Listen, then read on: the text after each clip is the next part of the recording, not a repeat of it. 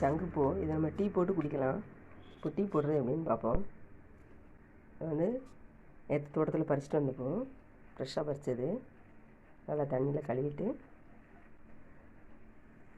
அப்படியே போட்டு கொதிக்க வச்சு நல்லா கொதித்த உடனே ஒரு 10 நிமிஷம் கொதித்த உடனே எடுத்து பிடிக்க வேண்டியதான்.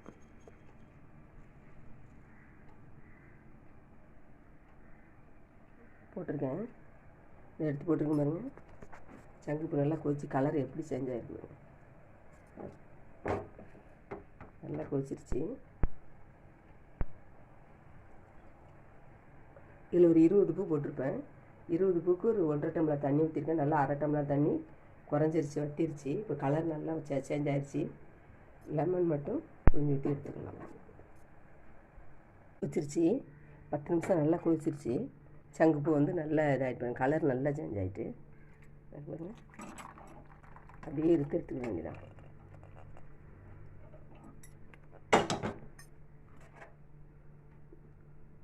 ஒன்றரை டம்ளர் தண்ணி ஊற்றினது கரெக்டாக 3/4 டம்ளர் தண்ணி தான் வந்திருக்கு. இப்போ இதில் கொஞ்சம் லெமன் ஜூஸை மட்டும் பாதி லெமன் எடுத்துருக்கேன். அது கொஞ்சமாக ஜூஸ் மட்டும் புழிஞ்சிக்க வேண்டியதான்.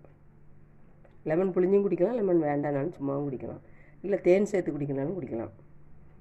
ரொம்ப நல்லது காலையில் குடித்தோம்னா இது. இப்போ லெமன் மட்டும் சேர்த்துருக்கேன். இப்போ அப்படியே நம்ம சாப்பிட்லாம். கலரை பாருங்கள், நல்லா செஞ்சாகி தெரியுது பாருங்கள். சங்குப்பூ டீ அப்படியே தண்ணியில் போட்டு 1.5 டம்ளர் தண்ணி ஊற்றி 3/4 டம்ளராக வற்ற வச்சு எடுத்துருக்கேன். 10 நிமிஷம் நல்லா இதாகிட்டு அதில் கொஞ்சமாக லெமன் ஜூஸ் ஊற்றிருக்கேன். ஒரு 1/2 ஸ்பூன் இருக்கும் புளிஞ்சு ஊற்றுனது போதும். அப்படியே குடிக்கலாம். குடித்து பார்த்துட்டு நல்லா இருக்கான்னு சொல்லுங்கள்.